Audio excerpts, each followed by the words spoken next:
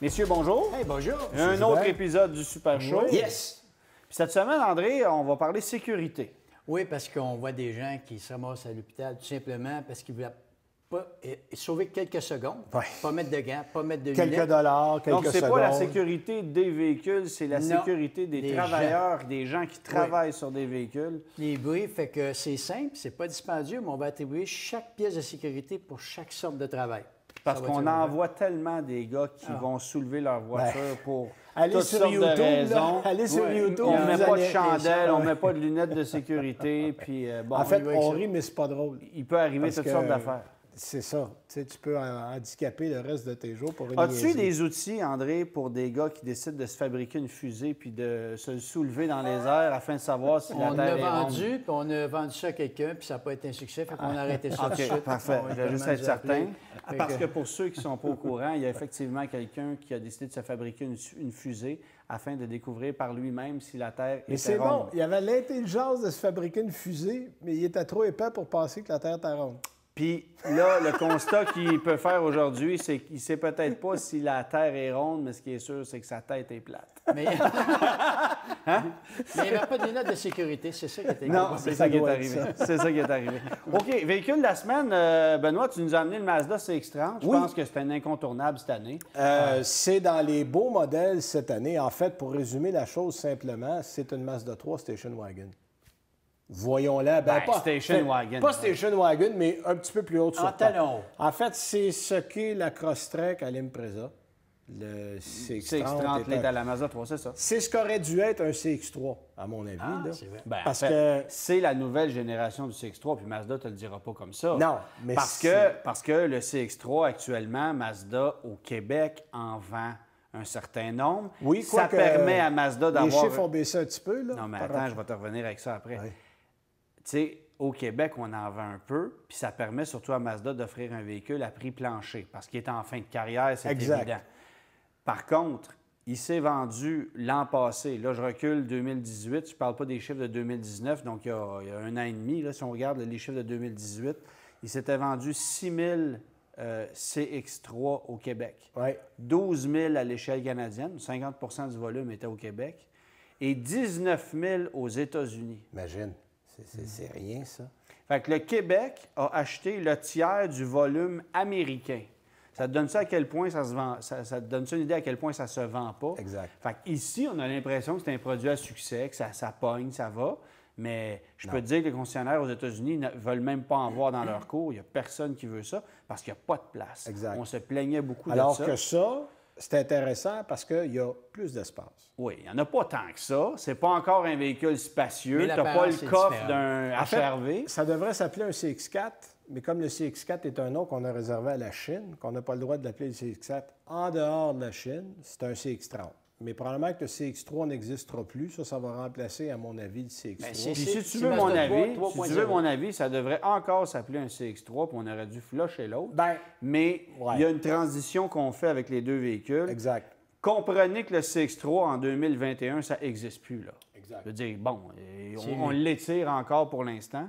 Et ceci va remplacer, en fait, va venir remplacer le CX3, mais aussi va remplacer les ventes de la Mazda 3 qui baissent en flèche, même si on a une nouvelle génération. Parce Oui, que les ce que gens je trouve triste, parce que Ben, c'est ça triste, va bien mais- comme petit véhicule. Je peux le comprendre. Pour deux raisons. D'abord, le look ne fait pas l'unanimité de la Mazda 3. C'est vrai. Moi, je l'aime beaucoup dans sa version hatchback. Moi aussi.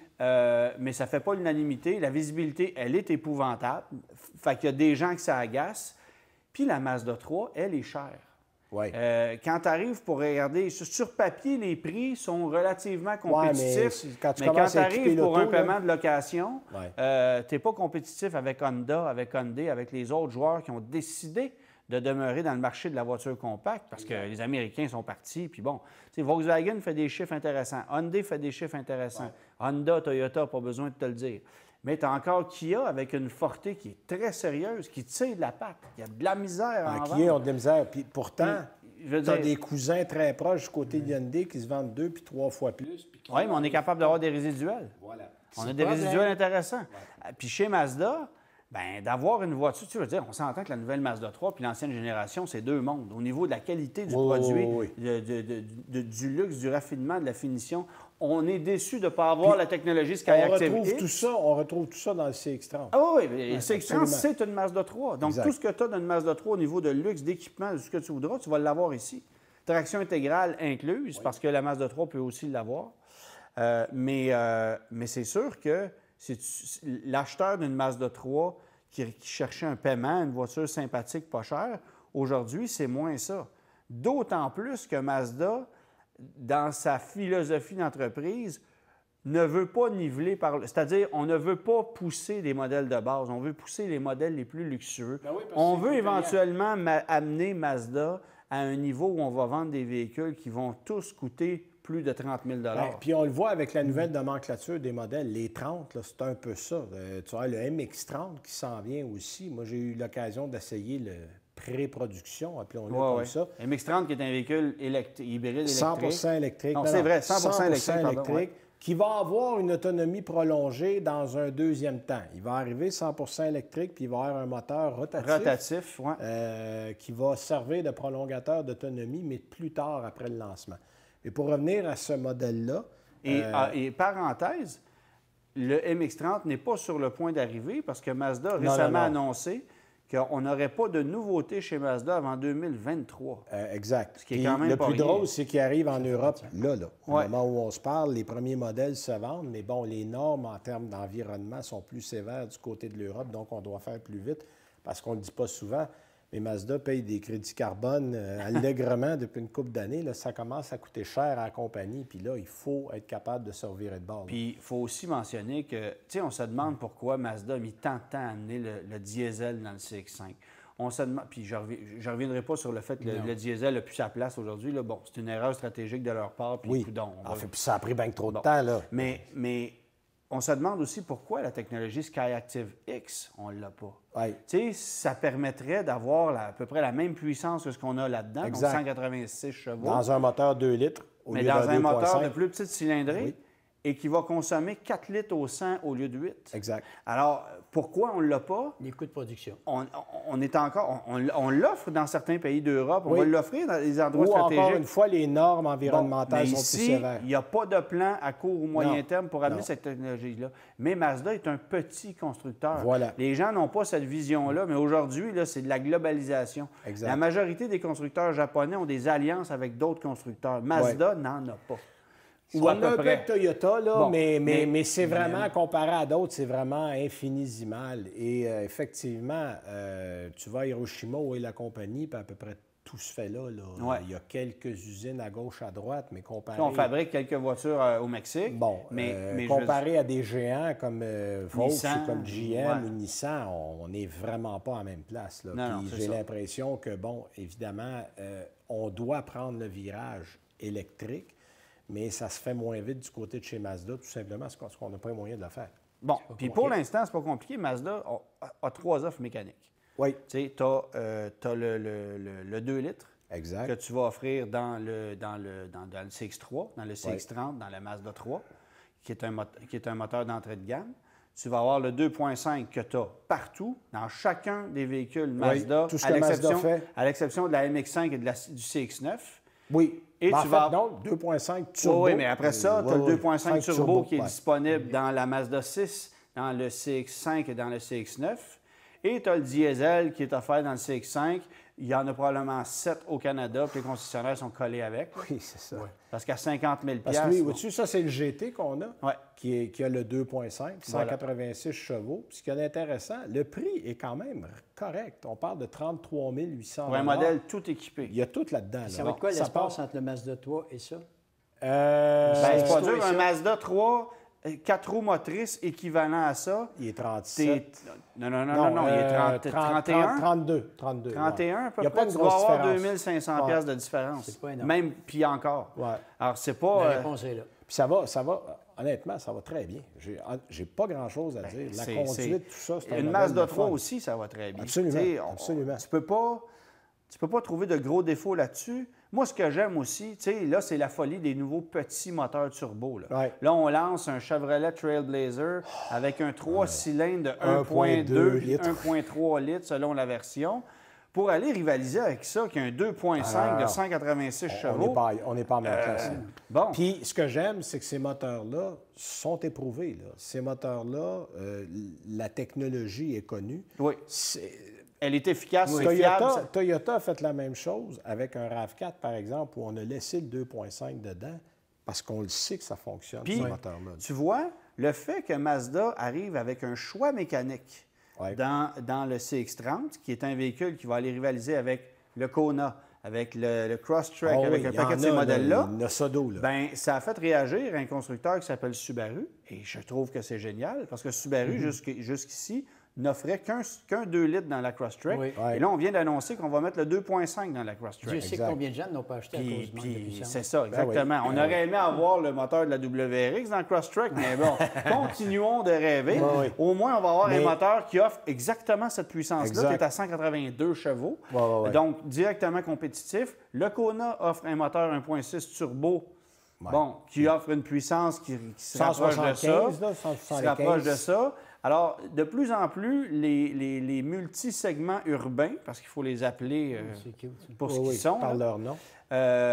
offrent un choix mécanique. Exact. Et ceux qui ne le font pas, tranquillement, il va falloir s'ajuster. Je pense au Honda HR-V, Oui. où là, tu as juste un vieux moteur de Civic, qui est un moteur extrêmement fiable, mais qui commence à tirer de la patte. Oui, puis on s'entend, c'est un peu anémique. Il faut avoir aucune attente quand tu es dans l'arrière du volant avec ça. Non. Parce que Non, la raison d'acheter un HR-V, c'est très pragmatique, c'est Voilà. pratique. c'est pratique, c'est super bien fait. bien aménagé, Oui, oui, c'est ça. mais C'est tu la pas grande le qualité. plaisir de conduire Ah, non, ça. non. C'est Ah, non, écrit non, Pour non, moi, là, Oui. bon, pour moi, la Crosstrek a toujours été la référence dans ce segment-là.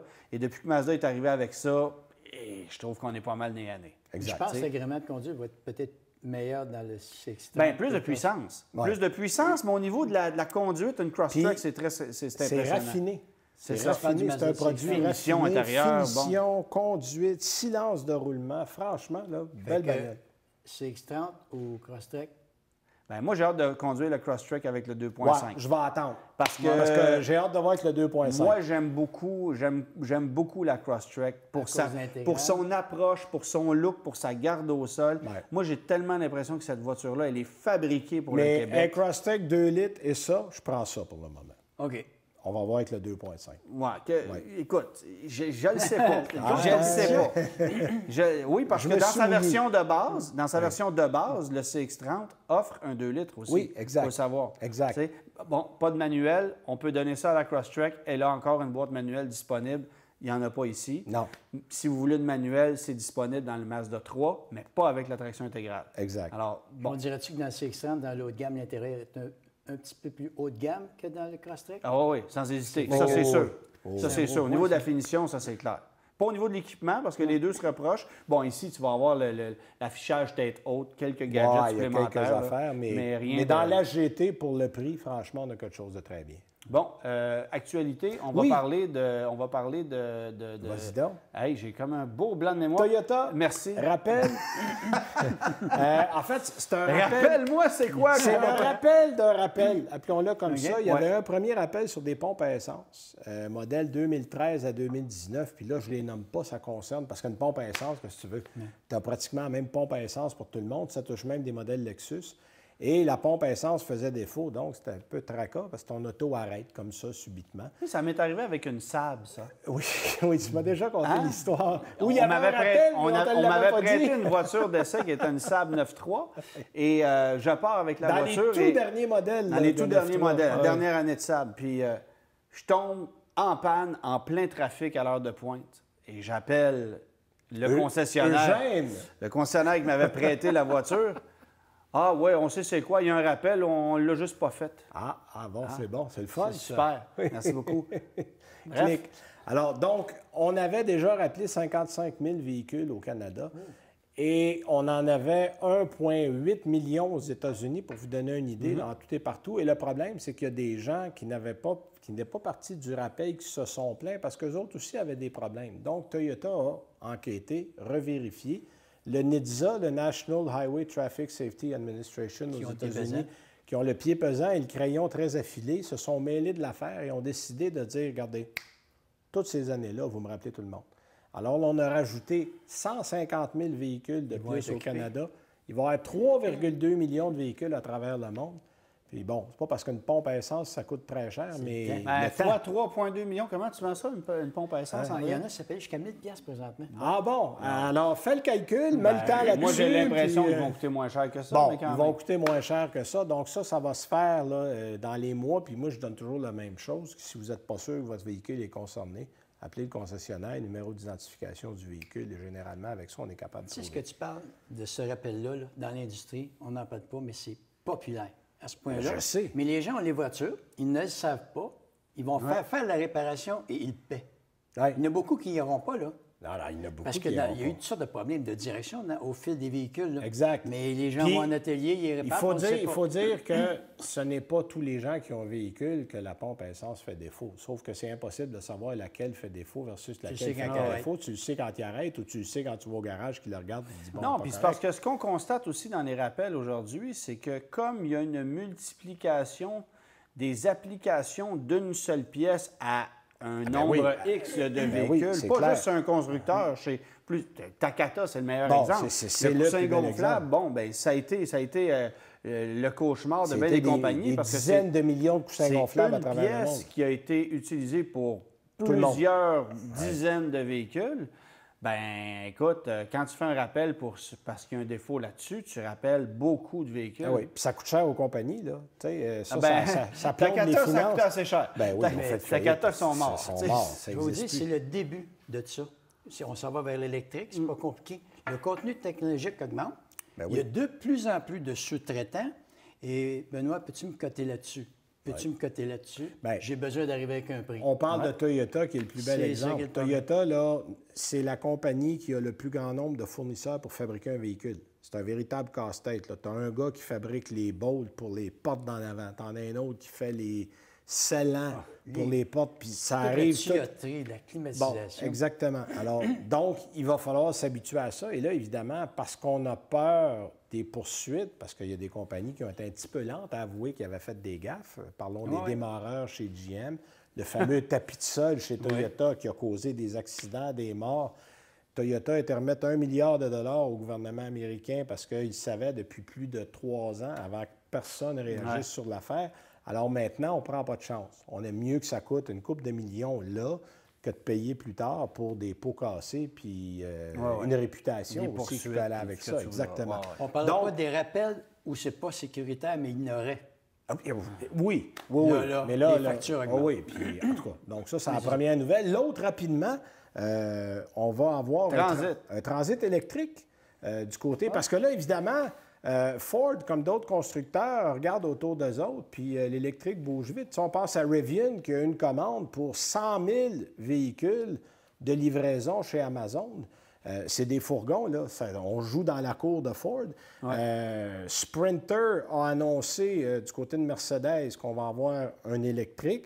Le Metris, qu'on connaît moins ici, qui est le Vito en Europe, qui a aussi une version passager et une version commerciale, va avoir une version électrique dans son commercial aussi.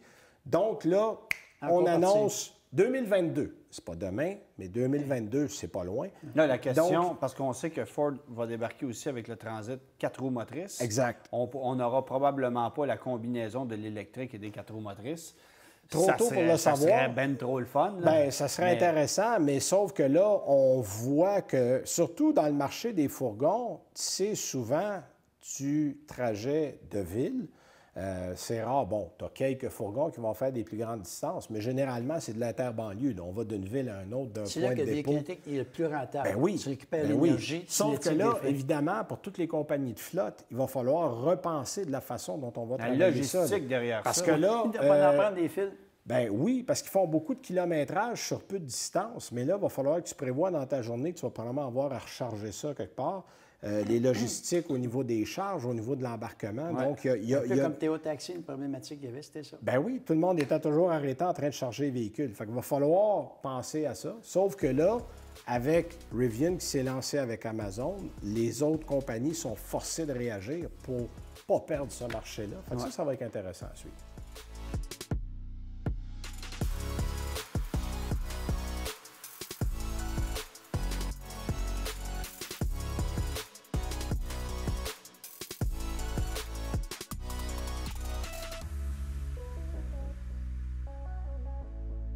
Bonjour. Aujourd'hui, on va parler de sécurité avec Daniel Beaulieu de la compagnie Ansel. Bonjour, André.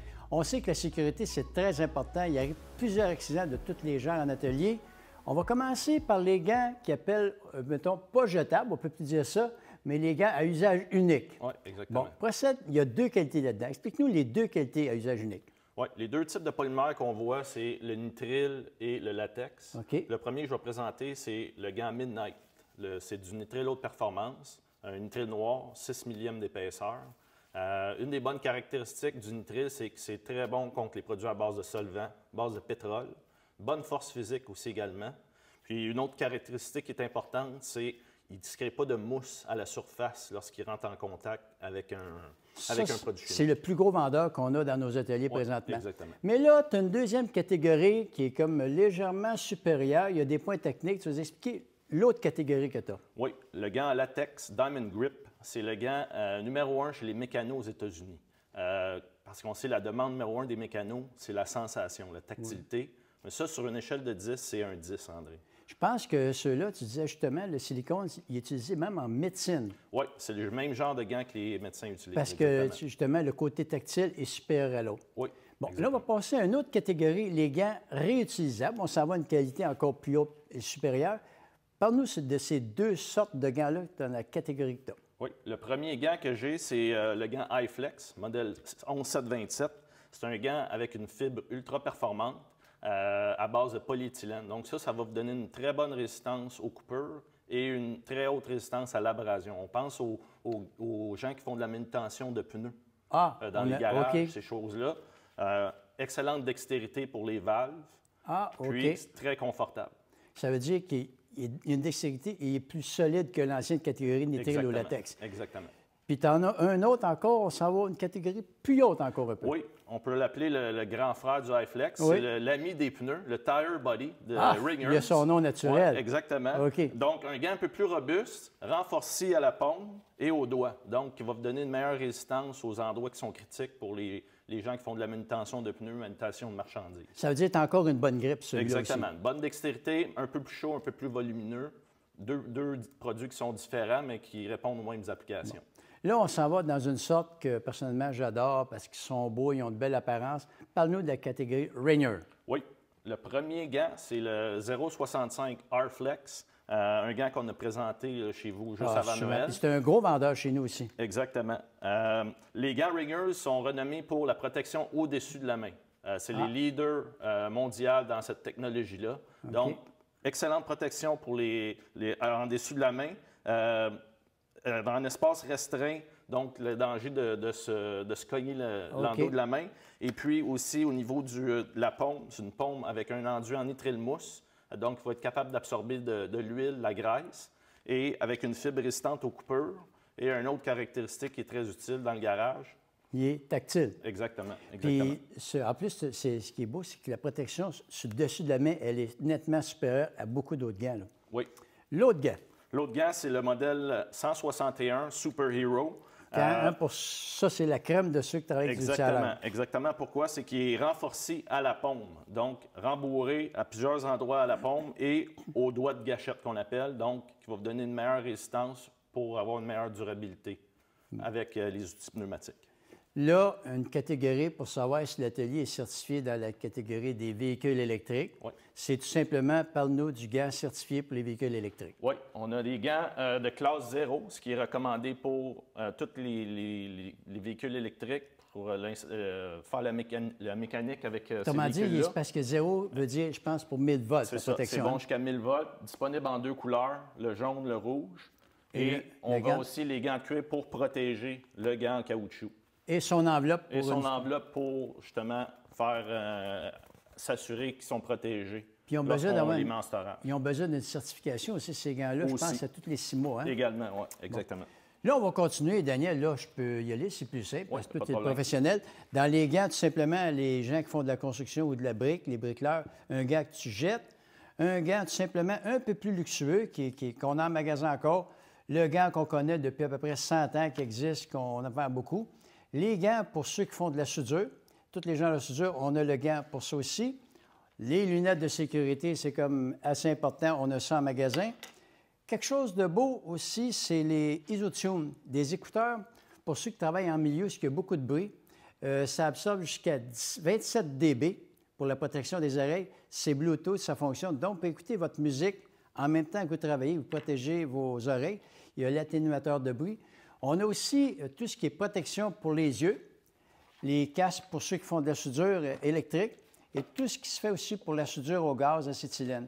Fait que juste pour vous mentionner que la sécurité, c'est important. Combien de gens vont à l'hôpital, soit pour les yeux, on a travaillé sur un grinder ou ton gant aussi qui protège contre les poussières de métal quand tu coupes. C'était lequel, tu voulais nous parler? Le Active Armor aussi. Ça, les gens vont sur le grinder, ils coupent aux torches, ils tombent des produits, ils se brûlent.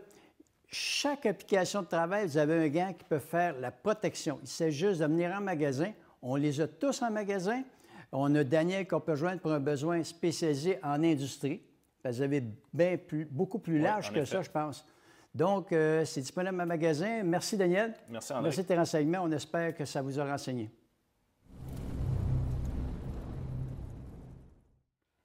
Mettons de côté la sécurité, Benoît, je pense que ce n'est pas un sujet qui te convient très bien. Puis on va parler des véhicules qu'on a conduits récemment. Oui. Tu commences avec quoi? Je commence avec le Atlas Cross Sport, qui suit une mode qu'on commence à voir chez quelques constructeurs, qu'on pense au GLC qui a un modèle coupé, au GLE chez Mercedes qui a un modèle coupé. En fait, c'est une version 4 portes style coupé de l'Atlas. On ne change pas le véhicule, là. Mais grosso modo, ça veut faire la même chose que le Passport chez Honda, c'est-à-dire une version 5 places du pilote. Voilà, donc exactement. L'Atlas Cross Sport. Le Cross Sport est une version 5 places de l'Atlas qui est un 7 places. Bon, voilà. À la base, c'est ça.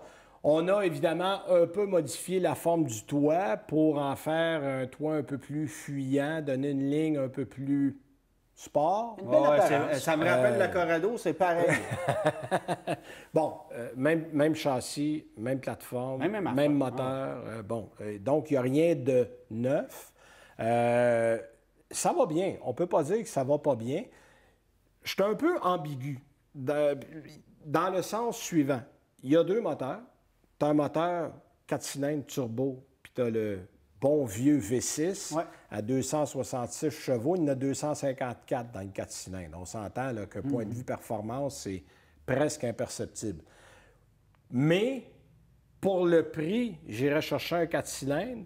Mais comme c'est un turbo, si on le garde à plus long terme, il risque d'avoir plus d'entretien que le 3.6 qui est un peu vieux, mais qui est éprouvé. Plus de 200, alors, si vous me le demandez... Et qui peut remorquer davantage. Et qui peut remorquer davantage. On est à 5000 livres, alors que l'autre, je pense que c'est 2500 ou 3000, là, quelque chose comme ça. Il faudrait que je retourne dans mes notes. Mais cela dit, en termes de conduite sur la route, il y a très peu de différence entre les deux. Mais si on me disait, tu vas le garder à long terme, j'irais plus vers le 6 cylindres, même s'il est uniquement disponible dans la version ExactLine, là, qui est en haut de la ligne. Est-ce qu'on a posé la question lors de cet événement-là sur le pourquoi qu'on n'a plus le Touareg? Je la connais, la réponse, il serait trop cher. Là. Bon, voilà, c'est je veux dire, effectivement. Il y a tellement de gens qui passent d'un Touareg et qui vont chercher un Atlas en se disant c'est le nouveau Touareg et qui sortent déçus. Ben oui, c'est ça. On n'est pas en même place. C'est complètement deux mondes. Le Touareg, j'ai toujours trouvé que c'est pas un Volkswagen. Non, dans la tête des gens, un Volkswagen, c'est un modèle qui demeure abordable, qui est une voiture grand volume. Ben, tu vois, moi, je ne serais pas d'accord avec toi. Parce que, on enlève le Phaeton, parce que l'ancienne que... Passat était une Volkswagen. La nouvelle l'est aussi. Mais c'est une Volkswagen américaine. Ben oui, c'est sûr. Américaine dans ce qu'il y a de plus américain. Oh oui. Assemblée au Tennessee.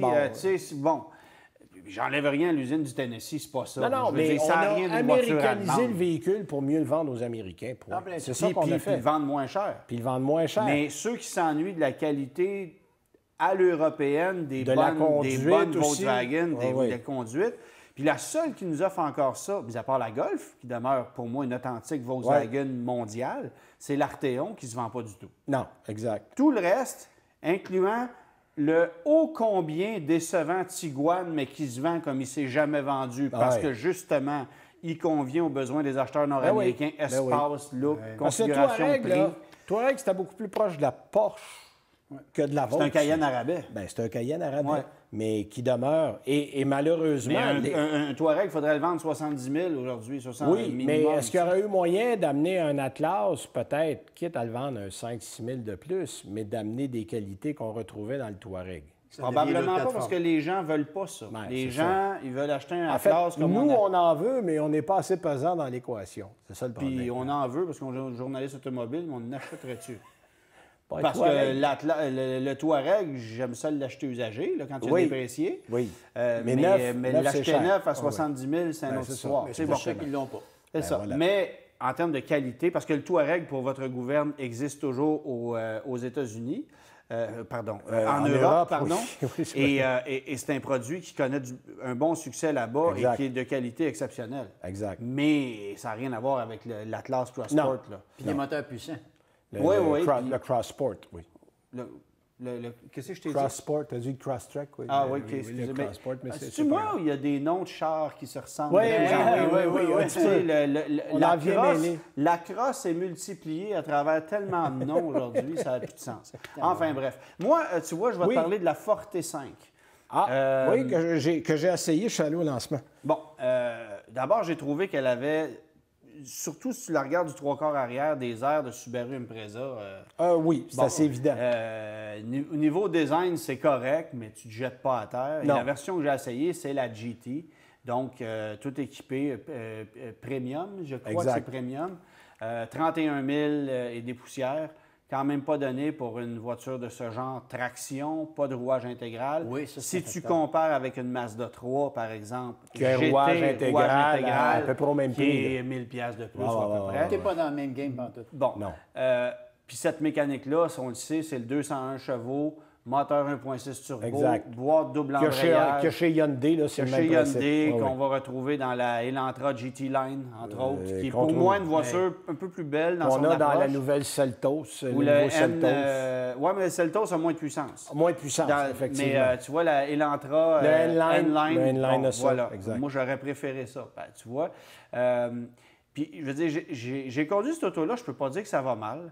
J'y ai pas trouvé de gros défauts. Non, mais il n'y a pas de grande qualité non plus. Mais pourquoi j'irais là plutôt que de m'acheter une GTI? Ça, c'est la grosse question. Ou une GTI même de base. Là. Ouais, OK. Et disons, si je ne m'achète pas une GTI, ben il y a d'autres offres chez la compétition, comme Ben la oui. Mazda 3 hatchback, comme, on est même, si tu veux quelque chose de sportif, tu es même pas loin d'une WRX en termes de facture. Là. Ouais, puis la WRX, c'est pas le même marché. Non, mais c'est pas immensément plus cher. Ce que je veux ça dire, qui c'est que cette arrive. voiture-là, à 31 000 va séduire qui? Je ne le sais pas, mais il n'y a pas beaucoup d'acheteurs pour ça. Ben- Puis je trouve en plus qu'on a raté quelques petits trucs au niveau design. Tu sais, l'espèce de bande de chrome qui ceinture les fenêtres, là, en 2020, Oui, là, oui. lâchez-moi, là, mettez ça noir, en fait, rajeunissez la ligne. En Asie, c'est encore populaire, mais il faudrait adapter le véhicule pour les communautés où on le vend. Ici, c'est un peu dépassé. Puis il comprend un truc, c'est qu'elle n'est pas vendue aux États-Unis. Non. La Forte 5 portes n'est pas vendue aux Non, États-Unis. ils ont la Forte On régulière, l'a mais ils n'ont amené pas la ici 5 au portes, Canada parce qu'on dit que les hatchbacks se vendent encore bien Ouais. ici, mais encore faudrait-il avoir quelque chose de plus à offrir. Puis ça a toujours été le problème de la Forte. Exact. Ça n'a jamais été un mauvais produit. Mais qu'est-ce que cette voiture-là offre de plus qu'une Civic, qu'une Corolla, En fait, il y a- qu'une Golf, que des voitures qui sont Il n'y a rien, établies il y a depuis rien qui longtemps? nous amène là. Puis c'est ça qui fait que ça reste souvent dans le cours des Tu vois, concessionnaires. Hyundai, avec l'Elantra, a réussi avec le Un temps petit peu à plus. se tailler une place et à Ben, faire de Les l'Elantra chiffres une de voiture vente à sont volume. là pour le prouver. Ah oui. là. Ça se vend 2 fois plus que la Forte. Mais je pense qu'elle est moins chère aussi, le Hyundai, que la Forte. Oh, Non, c'est le même c'est prix. pas mal C'est les le mêmes même prix. prix. C'est pas mal les mêmes En prix. fait, puis je pense, ironiquement, que le plus gros ennemi de la Forte, c'est probablement l'Elantra. Parce que c'est à peu de choses près la même voiture, la même base mécanique, le même châssis, mais vendu par un concessionnaire qui est là depuis, qui a 15 ans de plus d'expérience sur le marché canadien. Puis, qui a plus de trafic en concession, qui a plus de monde. Puis qui a de meilleures valeurs résiduelles pour Aussi, des locations. Fait que ça ne peut pas nuire non plus. Exact. Fait que Kia a un produit très sérieux, je ne peux rien leur enlever, mais ça va être difficile de percer avec cette voiture-là. Et je vais amener 2 points que je veux souligner. Moi, j'ai trouvé un peu agaçant l'effet de coupe en accélération. Ouais. C'est très léger. Bon, la voiture était chaussée de gros pneus, là, avec des flancs très bas. Donc, il y avait encore plus de ça résistance. vacille un peu. Ça vacille. Ouais. Puis, je parle pas de conduire sur une surface enneigée ou glissante ou quoi que ce soit. Là. Surface sèche. L'avant de la voiture est très léger en accélération forte. Ça, j'ai trouvé ça agaçant. Puis là, je vais revenir sur un petit vidéo que j'avais mis sur ma page Facebook au niveau des essuie-glaces. Vous savez, on a, comme sur des Volkswagen, comme sur certains produits Nissan, des essuie-glaces qui se soulèvent pour qu'on puisse nettoyer la vitre, assez bas dans le mais qui sont pare-brise, intégrés un peu en dessous du capot. Ah ouais. Et l'impact que ça... Et le problème, c'est que lorsqu'on vient pour les soulever, on cogne contre le capot. Ce n'est pas le cas de toutes les voitures, mais il y a plusieurs produits, chez Nissan, chez Vaux aussi, qui sont arrangés comme ça. Il faut faire attention. Tu ne peux pas soulever le bras en pensant juste le soulever comme ça, parce que tu vas égratigner le capot. Ouais. Il faut utiliser le mode maintenance. Je ne savais pas qu'il y avait ça sur la Kia au moment où je l'ai fait. 98 du monde ne le savent pas. Bon. Fait que j'ai soulevé le bras, j'ai égratigné la base du capot en dessous, puis c'est donc bien mal fait. Puis là, bien, on nous dit évidemment, oui, mais il y a un mode maintenance, vous devez soulever le bras d'essuie-glace 2 fois lorsque la voiture est éteinte. Même si tu le sais, on est au Québec, tes essuie-glaces sont pris dans la glace, dans la neige, tu as besoin de déneiger ton pare-brise. Je m'excuse, mais si tu fais ça avec le mode maintenance, puis tu vas arracher ta tringlerie d'essuie-glace avant ça, c'est bon pour moi. Oui, je sais, tu vas en vendre davantage. Mais je veux dire, tu comprends-tu? C'est un non-sens. Fait que ceux qui me disent, ben oui, mais c'est écrit dans le manuel du propriétaire, tu aurais dû le savoir. Mauvais design. Tant que tu voudras, c'est mal pensé. Ben oui. Quand tu es obligé de donner une explication sur un défaut de char, là, ça ne marche pas. Là. Toutes les Volkswagen sont comme ça, sauf que les Volkswagen, dans bien des cas, c'est à peu près impossible de vraiment le soulever, le bras, parce qu'il bloque. Non, en fait, il faut littéralement l'amener puis après le soulever. Ben, en fait, j'ai une Audi, puis c'est le même problème. Tu peux pas le soulever comme tel dans certains cas. Ah oui. Fait que ça, là, tu l'actives le mode maintenance. Bon. Exact. Mais dans ce cas-là, il y a tellement peu de résistance, tu le lèves comme ça, là, sans même penser que tu as accroché le capot. Tu as juste entendu tonk, un petit peu. Ça, c'est bien mal pensé. Sachez-le, c'est comme ça pour la Forte, probablement d'autres produits de la marque aussi, je n'ai pas vérifié. Je vais porter une attention un peu plus particulière à ça parce que je trouve que c'est vraiment stupide comme procédé. Tout ça pour cacher des essuie-glaces pour un effet aérodynamique qui est un peu supérieur, je comprends, mais en contrepartie, moi, tant qu'à ça, qu'on ne puisse pas les soulever. Bon, tu sais, comme il y a des véhicules où tu peux carrément pas. Qui accroche pas. C'est ça. Je veux dire, c'est un non-sens. Mais une voiture que j'ai bien aimée, même si je suis persuadé que le succès ne sera pas au rendez-vous, Kia, ce qu'ils veulent vendre là c'est des Seltos. Oui. Puis évidemment, des Sportage, le nouveau Sorento qui va arriver prochainement. On veut mettre davantage d'emphase là-dessus, mais l'offre est là. Sauf qu'on la renouvellera probablement pas. Moi, je ne serais même pas surpris qu'on l'élimine prochainement parce que les ventes sont symboliques. Là. Exact. Bon, ça vient donner les ventes. Voilà, fait que rendez-vous prochainement. Oui. Merci d'avoir été là. Et vous pouvez nous réécouter, je pense qu'on va le mentionner. Oui. Page Facebook de Pièces d'Auto Super, ma page Facebook, tienne, ma page YouTube également, Auto Joubert. Fait qu'on partage. Puis sur le site web de Pièces d'Auto Super, pasuper.com. Puis sur le site du Guide de l'Auto, il faut le mentionner aussi. Oui. Hein, Benoît, au Guide de l'Auto, on aime ça. Salut tout le monde. Salut.